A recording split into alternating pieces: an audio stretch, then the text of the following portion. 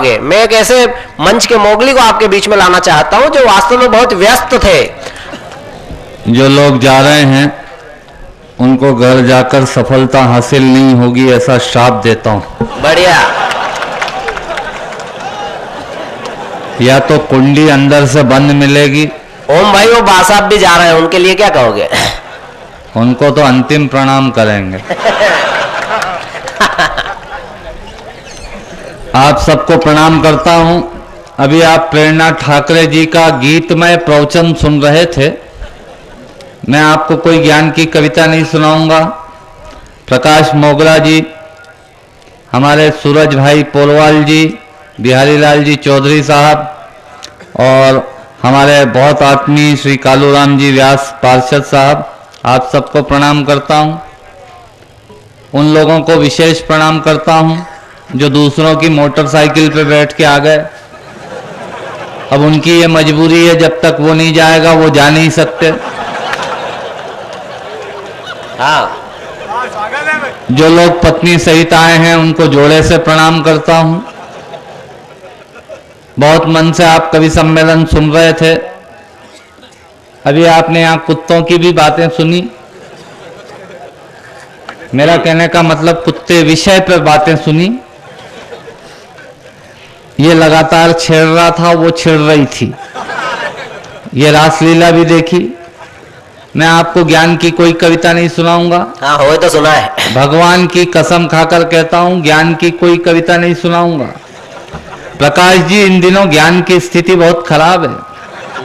सवेरे 18 चैनल खोलो तो 19 बाबा प्रवचन देते हुए मिलते हैं और उसी समय हम ब्रश करके थूकते हैं। ज्ञान की बड़ी दुर्गति हो गई। बड़ी सादड़ी में पुलिस बैठी हुई है कुर्सी पे। इसका मतलब है कि मामला ठीक चल रहा है, फील गुड हो रहा है। आप फील गुड की मुद्रा में रहिएगा। मैं ज्ञान की कोई कविता नहीं सुनाता साहब। राजनीति पे एक भी बात नहीं बोलूंगा, भगवान की कसम खाकर कहता हूं। 2 कौड़ी की राजनीति पे 2 करोड़ की कविता बर्बाद करने का कोई मतलब भी नहीं है। मेरी बात जहां आपकी समझ में आए ताली वाली बजाते रहना। ये मेरे पिताजी की जन्मभूमि है, इसको प्रणाम करता हूं। मेरे बहुत सारे रिश्तेदार यहाँ बैठे हुए हैं। वैद्य नंद वल्लभ जी जोशी, गिरिराज जी जोशी, अशोक जी मेहता, मेरे जाति के परिवार के लोग बैठे हुए हैं। मैं आज की तारीख में कहीं और था, पर पिताजी के आदेश पे हाजिर हुआ हूं। इसलिए एक बार तालियां बजाइए और मुझे आदेशित करिए कि मैं चालू हूं। चालू। कह रही थी कि मोहनजोदड़ो और हड़प्पा की खुदाई में से लाए हैं। प्रेरणा, तुम अभी बच्ची हो। और एक बात कहना चाहता हूं, घर में मिक्सी होती है, चटनी पीसते हैं उसमें, पर उसके लिए लाइट का होना बहुत जरूरी है। पर सिलबट्टा यदि घर में हो, सिललोड़ा, तो उससे कभी भी चटनी पीसी जा सकती है। हम दिखने में खराब जरूर है पर काम की चीज है। इसमें भी है। तुम मेरी तरफ हो क्या उसकी तरफ हो? वो कह रही थी तो ऐसे सुन रहे थे जैसे कोई गीता भारती प्रवचन दे रही हो। हैं? दोनों तरफ हो, बीच वाले हो, मतलब ये दोनों तरफ हैं। बेटा मेरे मुंह मत लगना, मेरा खेल जरा दूसरे टाइप का है। ऐसा कर जाऊंगा कि बड़ी सादड़ी में महीने 2 महीने लोग तेरे को छेड़ते ही रहेंगे। मेरे पास अलग टाइप का काम है सब। मैं हास्य व्यंग का कवि हूं। हमारा देश बड़ा विचित्र है। आप कहीं ऑयल पेंट पुतवाइए दीवार पे और ऊपर बोर्ड लगा दो कि ये गीला है, तो भी लोग हाथ लगा के देखेंगे कि है कि नहीं है। हमारा देश ऐसा है, हमारा विचित्र टाइप का देश है। मुल्ला जी, आप भी ताली बजाओ। कुंवर जावेद भाई बैठे हैं, आपको उनको सुनना है। ये भी थोड़ी देर सुनाएगा।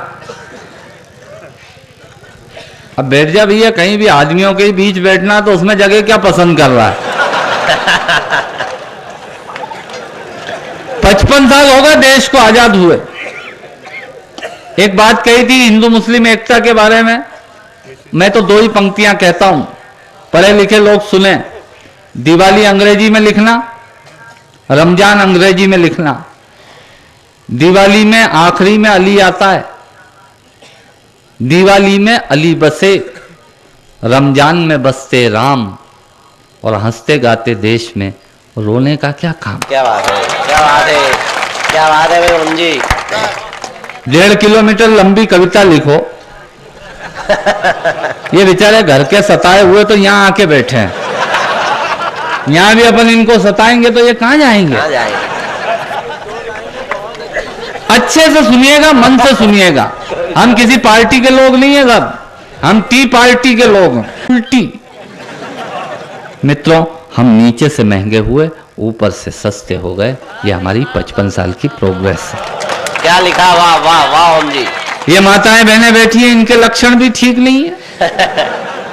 10 रुपए का चमड़े का बक्कल सिर में लगाती हैं, क्लिप चमड़े का 10 रुपए का सिर में लगाती हैं, और 5,000 रुपए तोले का सोना जब इनकी पैरों की उंगलियों में देखता हूं तब मुझे लगता है कि हम नीचे से महंगे हुए, ऊपर से सस्ते हो गए।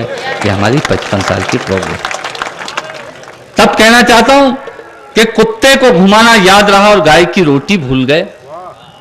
कुत्ता स्टेटस सिंबल हो गया, कुत्ते से आदमी का स्तर पता लगने लग गया। इस देश में गाय पाली जाती थी, अब कुत्ते पाले जा रहे हैं, और कुत्ते भी वो जिनमें कुत्ताई नाम की नहीं। उससे ज्यादा कुत्ताई तो उसके मालिक में होती है। आप तो बहुत छोटी जगह रह रहे हैं, पर आप बड़े शहरों में जाइए, वहां कुत्ते जब सवेरे अपने मालिक को घुमाने निकलते हैं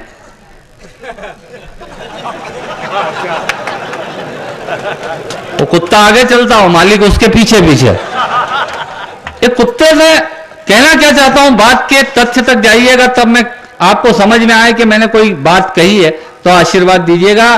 कि कुत्ते को घुमाना याद रहा और गाय की रोटी भूल गए, पार्लर का रास्ता याद रहा और लंबी चोटी भूल गए, फ्रिज कूलर याद रहा, पानी का मटका भूल गए, रिमोट तो हमको याद रहा, बिजली का खटका भूल गए, बिस्लेरी पानी याद रहा और प्याऊ का पानी भूल गए। अरे टीवी सीरियल याद रहे पर घर की कहानी भूल गए। टीवी सीरियल याद रहे पर घर की कहानी भूल गए। क्या इतने ही लोगों को समझ में आई? अरे गुजरात में भूकंप आया, हजारों मरे, कोई नहीं रोया, पर तुलसी का पति मिहिर मर गया तो पूरा देश परेशान हो गया। तब कहना चाहता हूं, टीवी सीरियल याद रहे पर घर की कहानी भूल गए। हेलो हाय तो याद रही पर नम्र प्रणाम भूल गए। आजकल लोग प्रणाम ऐसे करते हैं जैसे घुटने छू के एहसान कर रहा हूं। हेलो हाय तो याद रही पर नम्र प्रणाम भूल गए। हिल स्टेशन याद रहे पर चारों धाम को भूल गए। अंकल आंटी याद रहे पर चाचा मामा भूल गए। बरमूडा तो याद रहा पर फुल पजामा भूल गए। बरमूडा तो याद रहा पर फुल पजामा भूल गए। अरे दोस्त यार सब याद रहे पर सगे भाई को भूल गए। हम दोस्त यारों को याद रखते हैं, सगे भाई को भूल जाते हैं। सगे भाई से झगड़ा करते हैं और लायंस क्लब में भाईचारा ढूंढने जाते हैं। उस नकली समाज से कहना चाहता हूं, सुनना, बढ़िया बात है कि दोस्त यार सब याद रहे। समाज है क्या? बाप मोटरसाइकिल लाता है किश्त पे, बेटा उस पे अपनी प्रेमिका को घुमाता है और बाप आटे का कनस्तर और तगारी कंधे पर रखकर आटा चक्की जाता है। उस नकली समाज में कहना चाहता हूं, सुनिएगा, कि दोस्त यार सब याद रहे। और अंतिम पंक्ति यदि आपकी समझ में आए तो तालियां बजाकर पंक्तियों का सम्मान करिएगा। कि दोस्त यार सब याद रहे पर सगे भाई को भूल गए। साली का जन्मदिन याद रहा पर मां की दवाई भूल गए। साली का जन्मदिन याद रहा पर मां की दवाई भूल गए। ये हमारी 55 साल की प्रोग्रेस। कुछ लोगों को लगने लगा होगा कि इसने भगवान की कसम खाई और ये तो ज्ञान बांटने लग गया। ऐसा नहीं है, हंसने के लिए 50 मीटर है। आज हम सूरज जी के घर पे गए तो भाभी जी मेरे से कहने लगी, बैठो बैठो ओम भैया चाय बना दें। मैंने कहा भाभी मैं चाय नहीं पीता। वो संजय नागौरी हमको लेके गया था। मैंने कहा भाभी मैं चाय नहीं पीता। बोले क्यों? मैंने कहा मेरे को एसिडिटी होती है। बोले हाँ ये 26 जनवरी से लोकल हो गई है, 9-5 पे मिल जाती है। अरे मैंने कहा एसिडिटी नहीं होती है, एसटीडी होती है। वो एसटीडी होती है, मेरे को एसिडिटी होती है। बोले ये क्या होती है? मैंने कहा ये बीमारी होती है। बोले अच्छा मैं दूध लाती हूँ। 1 गिलास दूध लेके आई, मैंने वो दूध देखा फेंक दिया। दूसरा ग्लास लेके आई, मैंने देखा और ढोल दिया।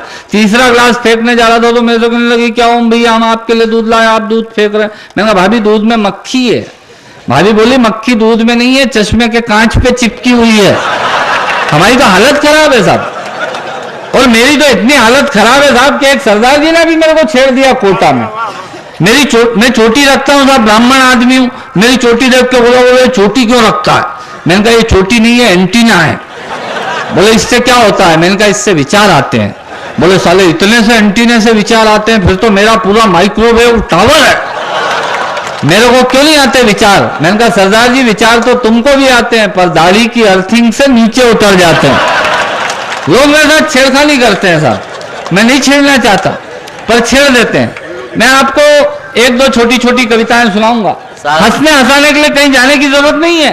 आपको मालूम होगा, लोगों को यह भी नहीं मालूम, किसी की मौत हो जाए, गमी हो जाए, वहां बैठने जाओ तो वहां बोलो क्या, नहीं मालूम किसी को। अभी हमारे यहां उज्जैन में 4 भाइयों के बाप मर गए। सीन बताता हूं आपको। 4 भाई बैठे हुए गवाड़ी में, बाड़े में, दरी बिछी हुई, पिताजी की तस्वीर कुर्सी पे रखी हुई, एक आलू में 3 अगरबत्ती फंसी हुई, 2 लोकल अखबार पड़े हुए, हमारे वैष्णव जी और कंठालिया जी बैठे हैं। ये सीन रहता है साहब, आप देखना हाथ से कहां पैदा हो रहा है। अब वो एक बैठने आया उनके यहां, चौथा 5वां दिन था, मैं भी वहीं बैठा हुआ था, तो एक बैठने आया तो साइकिल समेत ही अंदर बाड़े में आ गया, गवाड़ी में, बिल्कुल दरी के पास साइकिल खड़ी करी। मैंने कहा दरी पे ही खड़ी कर ले, इतनी दूर भी क्या खड़ी करी? बोले यार क्या बताऊं, पिछली बार मैं धर्मराज जी की मदर के टेम पे गया तो वहां मेरी नई की नई साइकिल चोरी चली गई, जब से मैं अंदर ही लेके जाता हूं। मैंने कहा अच्छा हुआ नीचे बैठे हैं, किसी ऊपर वाले मकान में बैठे होते तो तू साइकिल ऊपर ले जाता। अब आप देखना, वो बैठने गया, उसने हाथ से पैदा किया वहां। मेरे को तो भरोसा ही नहीं हुआ यार। परसों मेरे को अशोक मिला तो अशोक मेरे से कहने लगा यार कि दादा सलट गए। ये संवाद चालू किए उसने, मैं तो समझा मजाक कर दिया। तो कल मेरे को संजय मिला तो संजय ने मेरे को बताया यार कि दादा की फाइल निपट गई यार। मैं तो समझा मजाक कर लिया। तो आज सुबह मैंने तुमको सुरेश के स्कूटर पे पीछे बैठे जाते देखा तो मैं समझ गया यार कि दादा की फाइल निपट गई यार।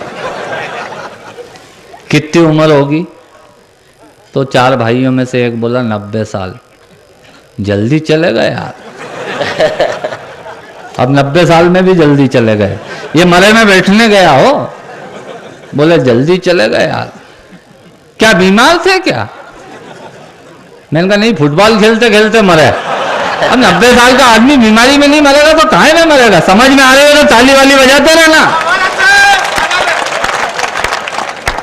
बोले कितनी उम्र होगी? तो उन्होंने कहा 90 साल। बोले बीमार थे क्या? मैंने कहा नहीं, फुटबॉल खेलते खेलते मरे। कब रखी है 13वीं पगड़ी? 12वीं 13वीं कब रखी है? तो उसने कहा 17 तारीख को। धर्मशाला कर ली?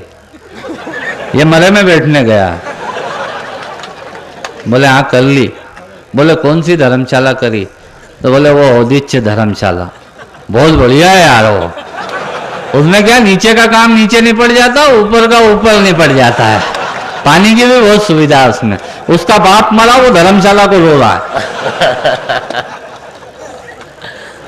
हलवाई कर लिया क्या? अब हलवाई पे आया, ये मरे में बैठने गया।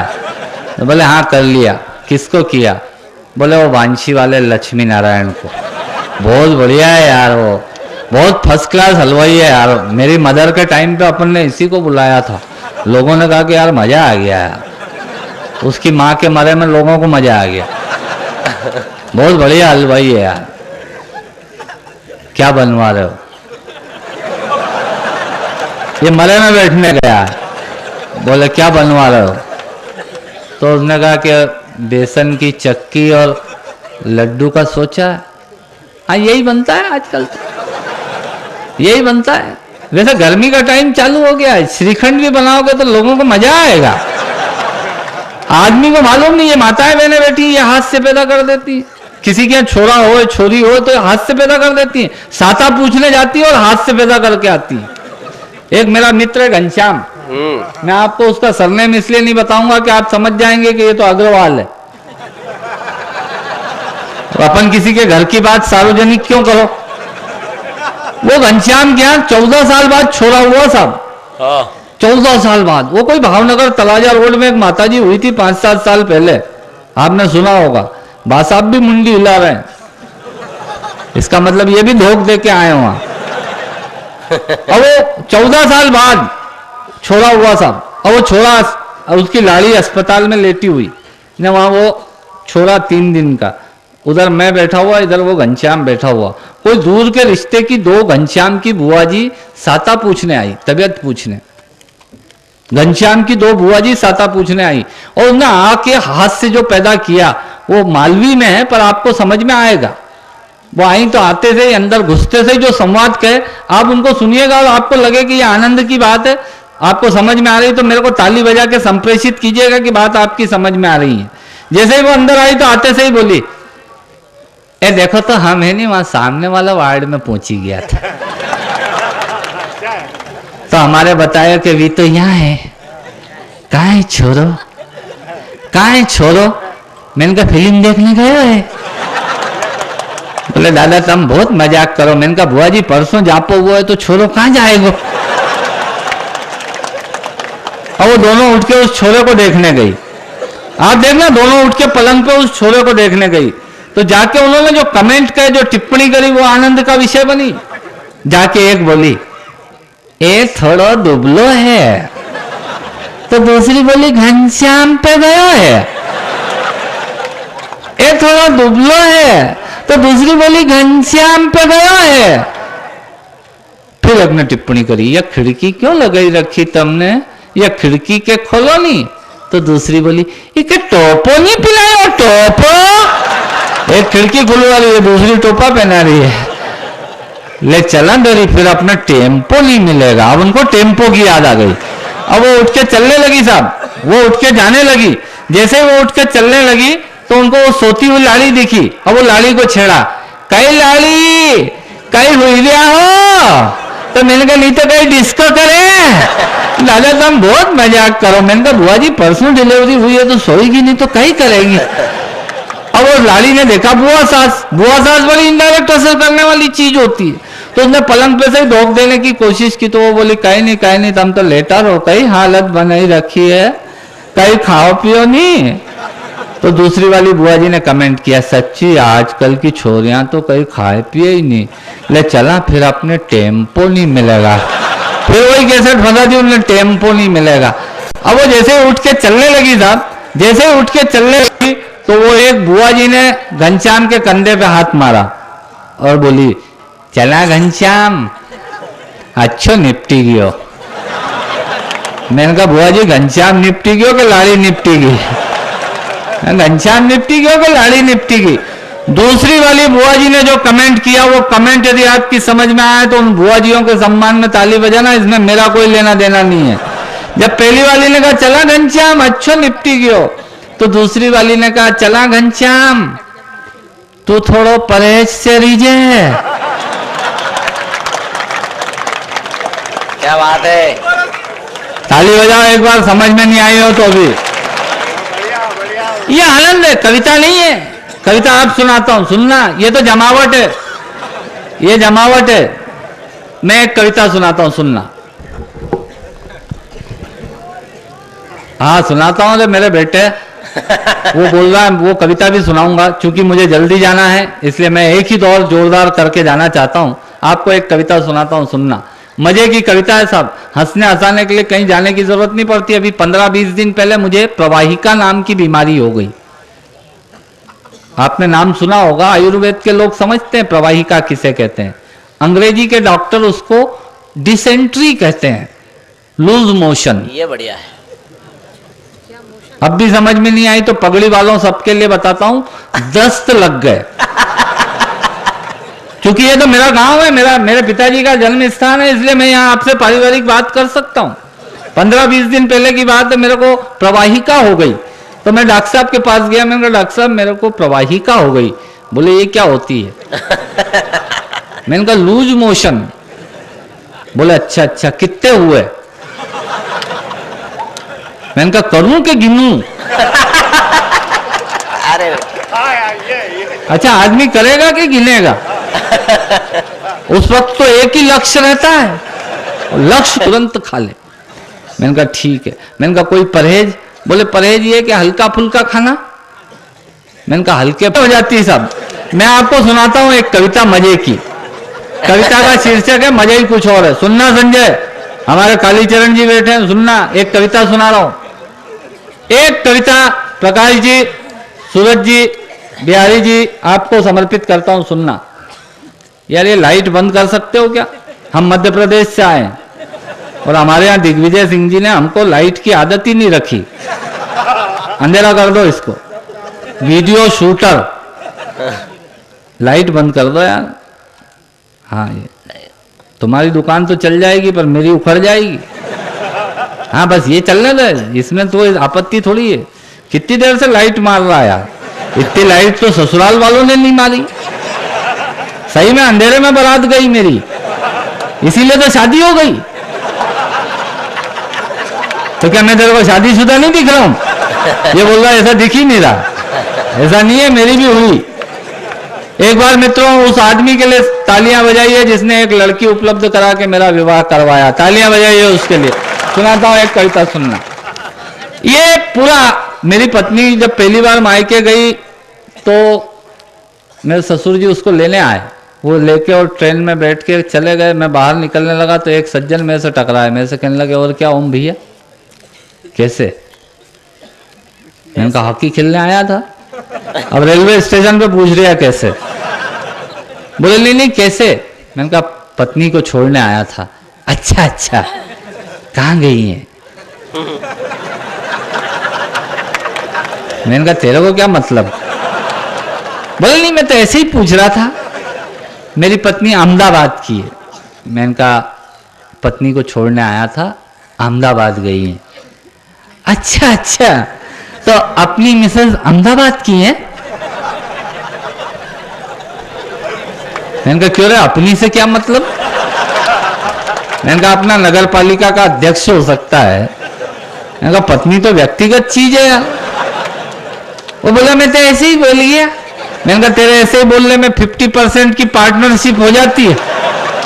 आदमी को भान नहीं रहता, बोल जाता है। कितने बोलते हैं? बोले अपनी ससुराल है, उदयपुर अपनी ससुराल है। मैंने कहा तेरी होगी, हमारी गाय की है। अपने में संभाव है, बहुत सारे बात जुड़ जाती है, पर ये बोलने का अंतर है। आप देखना कितने लोग आपको पत्नी बच्चों के साथ बाजार में मिलेंगे, आपसे परिचय कराएंगे, भैया ये मेरी पत्नी, ये मेरी मिसेज। आप कहेंगे नमस्कार, उनकी पत्नी भी करेगी नमस्कार। आप उनके दो छोरे छोरियों में से किसी एक के सिर पे लाड़ से यूं ही हाथ फेर दो जो उनके साथ खड़े हैं, वो बोलेगा सब आपके ही हैं। मैंने कहा अच्छा मिसेज आपकी ना, बच्चे हमारे हो गए। सहज भाव से बोल जाता आदमी।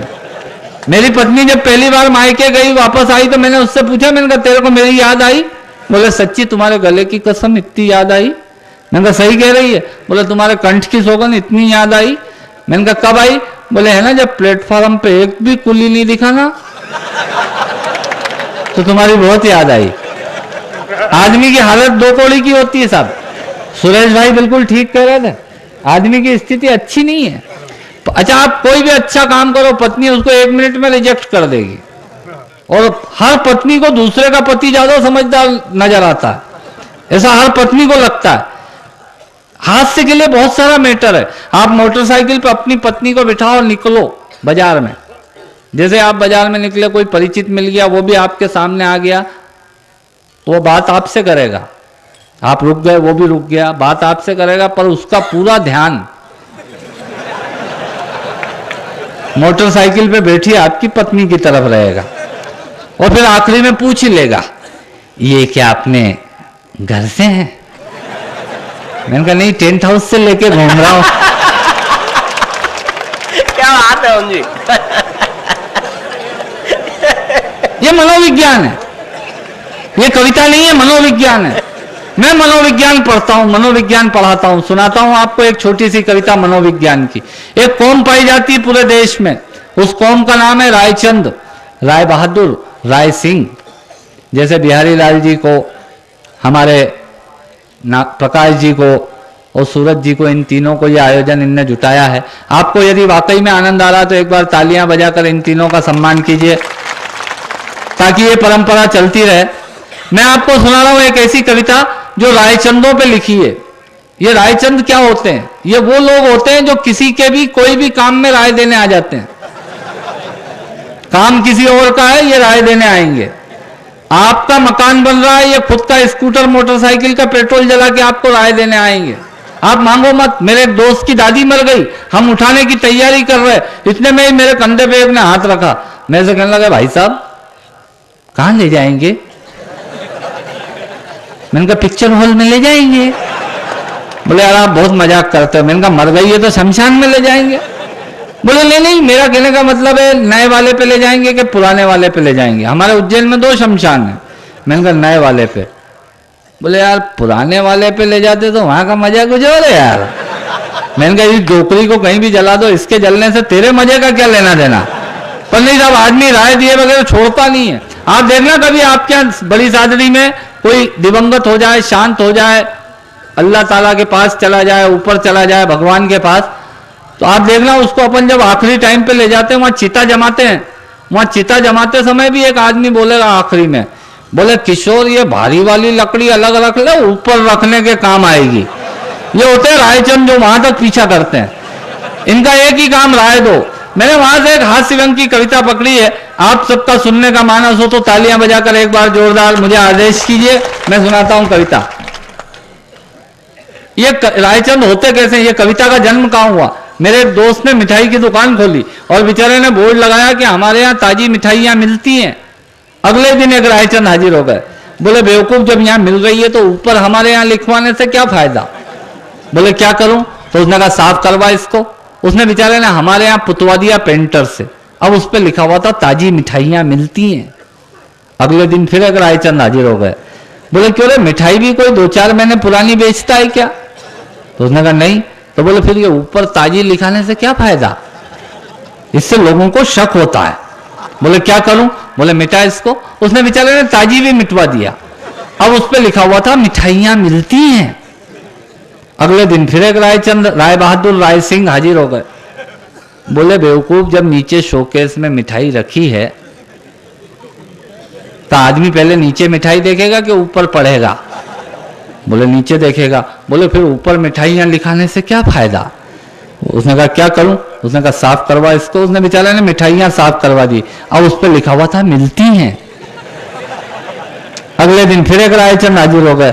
बोले क्या फोकट में मिलती है? बोले नहीं, पैसे लेके देता हूं। बोले फिर मिलती का क्या मतलब? तो उसने कहा क्या करूं? बोले साफ करवा। उसने बेचारे ने मिलती भी पुतवा दिया, अब उस पर लिखा हुआ था है। अगले दिन फिर एक रायचंद हाजिर हुए। बोले बेवकूफ, जब शटर खुला है, दुकान का दरवाजा खुला है, तू है, मिठाई है, इसका मतलब है कि है। बोले क्या करूं? ये बोले ये ऊपर फालतू में है लिखवा रखा है, इसको पुतवा। उसका पूरा बोर्ड उन रायचंदों ने, राय बहादुरों ने, राय सिंहों ने साफ करवा दिया। साहब ये कौन होती है रायचंदों की, राय सिंहों की, रायचंदों की। पर इतना भी होता तो गनीमत थी। प्रकाश जी अगले दिन फिर एक रायचंद हाजिर हो गया। बोले यार इतना प्यारा बोर्ड खाली पड़ा, इस पे लिखवाता क्यों नहीं कि हमारे यहाँ ताजी मिठाइयां मिलती हैं? ये कौन होती है साहब रायचंदों की? मैंने वहां से एक कविता निकाली, कविता का शीर्षक है मजा ही कुछ और है। सुनिएगा, और जहां मैं बोलूं मजा ही कुछ और है आप ताली बजा देना। आप देखना एक कवि की दृष्टि कहां कहां जाती है। बिना राजनीतिक पार्टी का नाम लिए, बिना किसी राजनेता का नाम लिए अपना पूरा काव्य पाठ करूंगा। मैं आपको आश्वस्त करता हूं, मैं राजनीति पे कतई नहीं बोलता, क्योंकि राजनीति पे कविता लिखना हमारा धर्म भी नहीं है। तुलसीदास ने कविता लिखी थी राम पे। ये हमारा दुर्भाग्य है कि हमको न जाने कौन कौन से रामों पे कविता लिखनी पड़ रही है। तब कहना चाहता हूं, सुनना, कविता का शीर्षक है मजा ही कुछ और है। आनंद के साथ सुनना, जब मैं कहूं मजा ही कुछ और है ताली बजा देना। दांतों से नाखून काटने का, छोटों को जबरदस्ती डांटने का, पैसे वालों को गाली बकने का, मूंगफली के ठेले से मूंगफली चखने का, कुर्सी पे बैठ के कान में पेन डालने का, और एसटी की बस की सीट में से स्पंज निकालने का।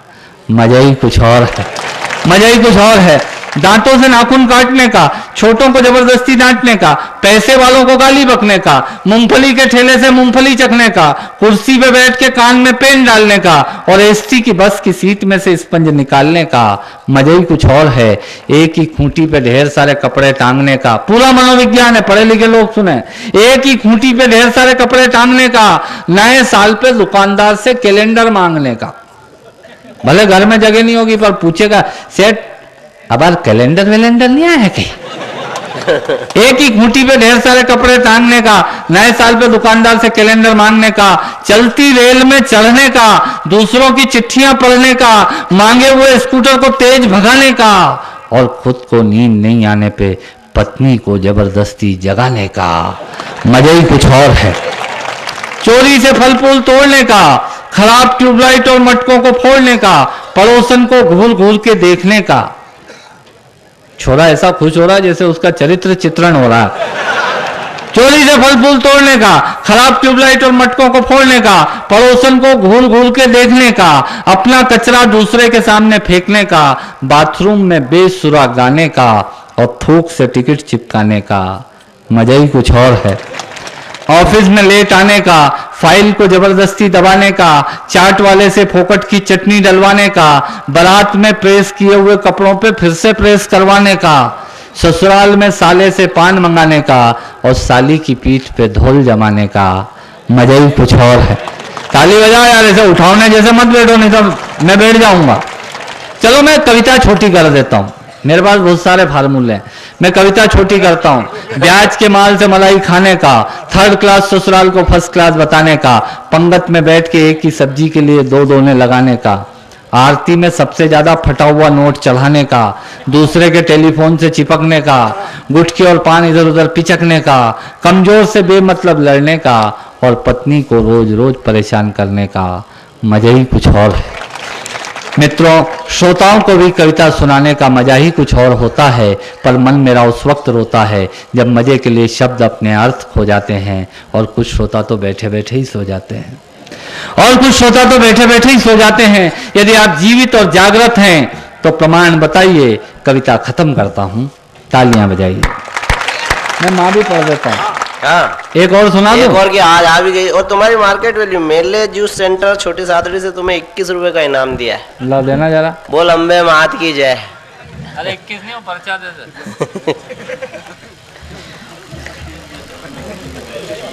क्या भेले जूस सेंटर? अरे तो लिखा ही गलत है तो मैं क्या करूं? वो क्या तुमने भेले में डाली होगी? वो एक जगह लिखा हुआ था रविवार को प्रतिष्ठान बंद रखा जाता है। वो पेंटर ने ऊपर वाली लाइनें सब जोड़ दी, उसका अर्थ निकल रहा था कि रविवार को प्रतिष्ठान बंद रखा जाता है। पढ़ने पढ़ने का अंतर हो जाता है। कालीचरण जी, मैं एक कविता सुनाता हूं साहब। ऐसा क्या लिख दिया, ऐसा क्या लिख दिया जो अमेरिका या 4-5 देशों की यात्रा कर चुका हूं। ये भाई साहब, इनको बिठा लो, ये भाई साहब को, ये आप घर जाके किसी और को परेशान करेंगे। इनको बिठा लो, ये बैठ जाओ यहीं, अब मत उठना। जबरदस्ती में यूं इधर उधर भटक रहा हो, रोज रात को ऐसे ही घूमते हो क्या? अब मत उठना। नींद में चलने की आदत है, होती है किसी किसी की। पर मैं आपको अब एक कविता सुनाना चाहता हूं। तो अब ये जितनी देर मैंने बकवास करी, ये बकवास मैं पूरी रात कर सकता हूं, मेरी कैपेसिटी हम मेरे सभी मित्र जानते हैं। पर मैं आपको एक कविता सुनाना चाहता हूं। बड़ी सादड़ी के एक व्यक्ति के घर एक आदमी का जन्म, एक लड़के का जन्म हो, और उसने ऐसा क्या लिख दिया कि उसे पूरे देश ने विदेशों तक बुलाया गया। मैं वो कविता इस बड़ी सादड़ी के पवित्र मंच से सुनाना चाहता हूं। प्रकाश जी, सूरज जी, बिहारी जी, सुनिएगा कविता। कविता आप यहां जितने लोग बैठे हैं, 1 मिनट के लिए अपने बचपन में लौटिएगा, याद कीजिएगा जब हम बहुत छोटे थे, अपनी माँ की गोद में थे, माँ का स्तनपान करते थे, माँ का दूध पीते थे। तब माँ का एक स्तन मुंह में लेकर हमने दूसरे स्तन पर उस माँ को न जाने कितनी बार मारा, पर उस माँ ने हमें दूध पिलाना बंद नहीं किया। लात खाकर भोजन देने की शक्ति ईश्वर ने दुनिया में यदि किसी को दी है, वो सिर्फ माँ को दी है। माँ के अलावा ये ताकत किसी के पास नहीं है। मैं उस माँ की वंदना में एक कविता आपके बीच रखता हूँ, सुनिएगा साहब। मैं कहाँ तक सफल हुआ, ठीक ठीक यदि पहुंच पाऊं, आप तक पहुंच पाऊं, आपकी भावनाओं तक पहुंच पाऊं, तो मुझे आशीर्वाद दीजिएगा।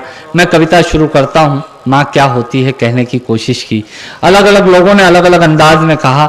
उज्जैन का शायर रमेश सोच कहता है कि बहुत रोते हैं लेकिन दामन हमारा नम नहीं होता, इन आँखों के बरसने का कोई मौसम नहीं होता, मैं अपने दुश्मनों के बीच भी महफूज रहता हूँ, मेरी माँ की दुआओं का खजाना कम नहीं होता। मित्रों, उस माँ की वंदना में एक कविता आपको सुनाता हूँ जिसने हमें जन्म दिया। सुनिएगा। मंगल नसीम ने 2 पंक्तियां विश्व जी बहुत अच्छी कही हैं। उन्होंने कहा कि क्या सीरत क्या सूरत थी, माँ ममता की मूरत थी। क्या सीरत क्या सूरत थी, माँ ममता की मूरत थी, पांव छुआ और काम हुआ, अम्मा एक मुहूर्त थी। क्या बात है, वाह वाह। उस माँ की वंदना में एक कविता पढ़ता हूं, सुनिएगा, जिसने हमें जन्म दिया। आप और हम रूबरू हैं। एक कविता के लिए आप तालियां बजाकर मुझे आदेशित करें कि आप सुनने की मानसिकता में हैं। मित्रों, बिना माँ के रोना भी बहुत कठिन है। लोग कहते हैं कि माँ मर जाती है। कुंवर जावेद भाई, मैंने एक बात कही इन दिनों, माँ कभी मरती नहीं है साहब। क्षमा कीजिएगा जिन्होंने माँ को खो दिया है। 1 मिनट के लिए मेरी बात सुनिएगा। लोग कहते हैं कि माँ मर जाती है, मेरा यह मानना है कि माँ कभी नहीं मरती। मित्रों, दिवाली पर, राखी पर, जब किसी त्योहार पर हमारे घर की लड़की या हमारे घर की बहू कुछ पकवान बनाती है, मिठाई बनाती है और बनाते बनाते किचन में, रसोई में बोलती है कि हमारी बाई, हमारी भाभी, हमारी माँ हलवा ऐसे सेकती थी, माँ फिर जिंदा हो जाती है, माँ फिर आकर खड़ी हो जाती है। माँ कभी मरती नहीं, माँ एक परंपरा है। उस माँ की वंदना में एक कविता सुनाता हूँ, सुनिएगा। माँ क्या होती है। इंदौर के शायर श्याम कुमार श्याम ने 2 पंक्तियाँ लिखी कि ईश्वर अल्लाह राम लिखा। माँ न हिंदू होती है न मुसलमान होती है, माँ सिर्फ माँ होती है, माँ के अलावा माँ कुछ नहीं होती। ईश्वर अल्लाह राम लिखा या ईसा रब सत नाम लिखा, हर बच्चे ने हर अक्षर से माँ को ही प्रणाम लिखा। शर्त लगी जब सारी दुनिया एक शब्द में लिखने की, शर्त लगी जब सारी दुनिया एक शब्द में लिखने की, सबने सब दुनिया लिख डाली, मैंने माँ का नाम लिखा। उस माँ की वंदना में एक कविता सुनाता हूँ, सुनिएगा। स्वामीनाथ पांडे की कथा मेरी कविता की भूमिका हुआ करती है साहब। वो लिखता है 3 पंक्तियों का उपन्यास। बड़ी सादगी के इस पवित्र मंच से आज तक आपने किसी उपन्यास को नहीं सुना होगा। आइए सुनाता हूँ आपको 3 पंक्तियों का उपन्यास। स्वामीनाथ पांडे ने लिखा, उसने लिखा कि एक विधवा माँ थी, उसके 2 बेटे थे। एक बेटा नीचे वाले मकान में रहता था, दूसरा बेटा ऊपर वाले मकान में रहता था। विधवा माँ 15 दिन एक बेटे के यहाँ खाना खाते थे। क्या हुआ मोनिका? नहीं, आप पढ़िए। मैं एक ही दौर पढ़ रहा हूँ, इसलिए आप थोड़ी तसल्ली रखें। नहीं नहीं नहीं।